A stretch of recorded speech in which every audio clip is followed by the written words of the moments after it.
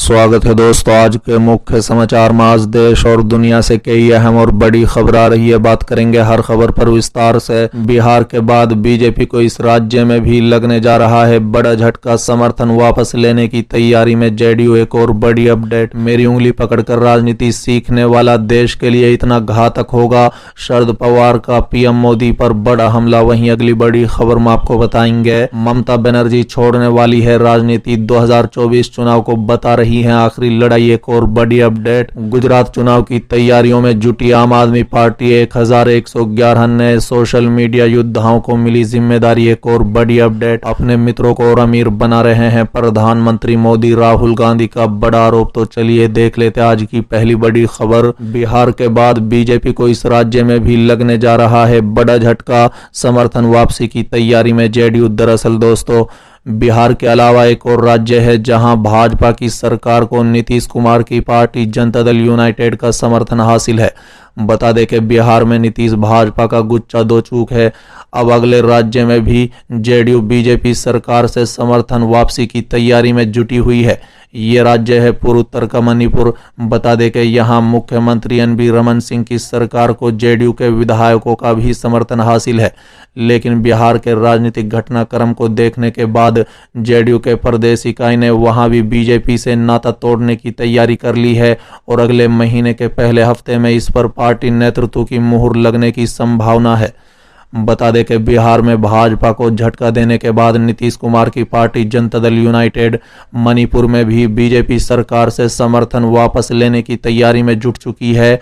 बताते कि एक रिपोर्ट के मुताबिक पार्टी के प्रदेश इकाई ने भाजपा की अगुवाई वाली गठबंधन सरकार से बाहर निकलने की प्रक्रिया को अमली जामा पहनाने की तैयारी शुरू कर दी है। बता दें कि जेडीयू की मणिपुर इकाई के अध्यक्ष के.एस.एच. बीरेन सिंह ने कहा है कि हम समर्थन वापस लेने की प्रक्रिया में हैं। साथ ही उन्होंने ये भी कहा है कि लेकिन हम लोग कुछ औपचारिकताओं का इंतजार कर रहे हैं। बता दें कि जेडीयू नेता और पूर्व में एमएलए रहे के.एस.एच. बीरेन इम्फाल पुरी जिले के लामलाई विधानसभा क्षेत्र से पिछले चुनाव हार गए थे। उन्होंने कहा है कि वो लोग 3 से 4 सितंबर को पटना में होने वाली राष्ट्रीय कार्यकारिणी की बैठक के दौरान जेडीयू के राष्ट्रीय नेताओं से मिलेंगे। उन्होंने कहा है कि मणिपुर के जेडीयू एमएलए भी इस बैठक में शामिल हो रहे हैं। बिहार में जब जेडीयू ने एनडीए से नाता तोड़ लिया, फिर वो केंद्र में भी बीजेपी से अलग हो गई। इसी दौरान 10 अगस्त को इम्फाल में पार्टी के प्रदेश कार्यकारिणी की बैठक हुई। बैठक में प्रदेश इकाई ने मुख्यमंत्री एन.बी. रमन सिंह की अगुवाई वाली सरकार से समर्थन रोकने की प्रक्रिया शुरू कर दी थी। बता दें कि जेडीयू प्रदेश कार्यकारिणी की इसी बैठक में भाजपा सरकार से बाहर निकलने को लेकर चर्चा हुई थी, लेकिन वो लोग इसकी औपचारिक घोषणा करने से पहले सेंट्रल लीडरशिप से ही हरी झंडी मिलने का इंतजार कर रहे हैं। इस साल के शुरुआत में हुए विधानसभा चुनाव में मणिपुर में भाजपा और नेशनल पीपुल्स पार्टी के बाद जेडीयू तीसरी सबसे बड़ी पार्टी बनकर उभरी। राज्य में बीजेपी के 32 और एनपीपी के 7 सीटें मिली। मणिपुर में जेडीयू के खाते में पहली सीट 2000 के चुनाव में गई थी, लेकिन 2022 तक आते आते उसने अपनी टोली बढ़ाई और अब तक के सबसे ज्यादा 6 तक पहुंच गई। जबकि कांग्रेस और पिछली सरकारों में भाजपा की सहयोगी नागा पीपुल्स फ्रंट के सिर्फ 5 से 5 सीटें ही मिली। बता दें कि इस समय बीजेपी की अगुवाई वाली सरकार को 60 सदस्य मणिपुर विधानसभा में 55 एमएलए का समर्थन हासिल है, जिसमें जेडीयू भी शामिल है। जेडीयू के समर्थन वापसी के बाद यहां आंकड़ा घटकर 49 रह जाने के आसार हैं।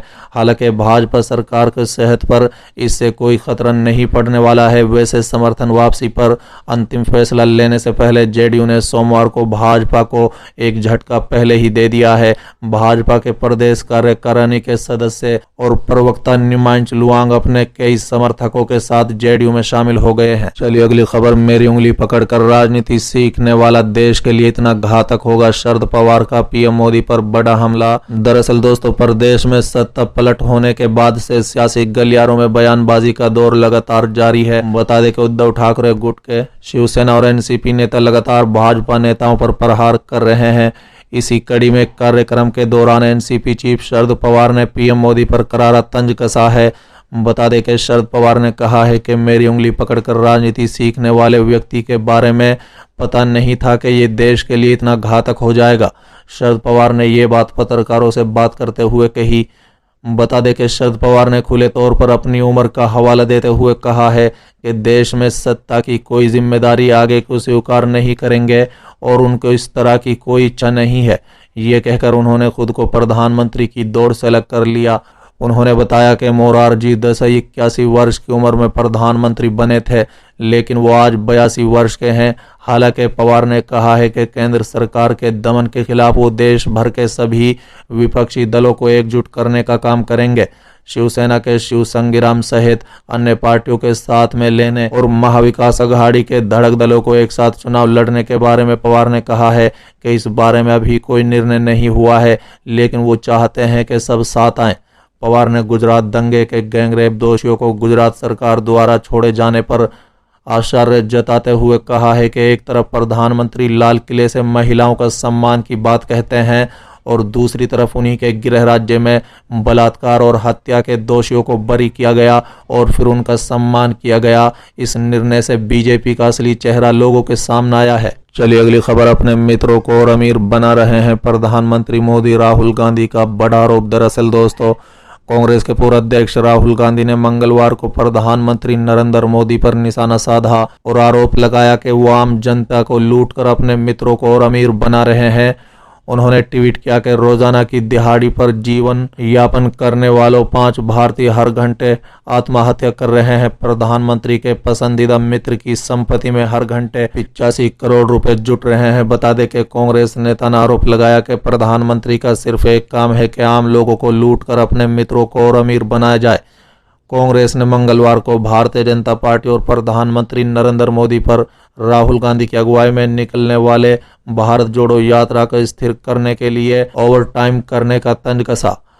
कांग्रेस की इस यात्रा में तमिलनाडु के कन्याकुमारी से जम्मू कश्मीर तक 3750 किलोमीटर की दूरी 150 दिन में पूरी की जाएगी।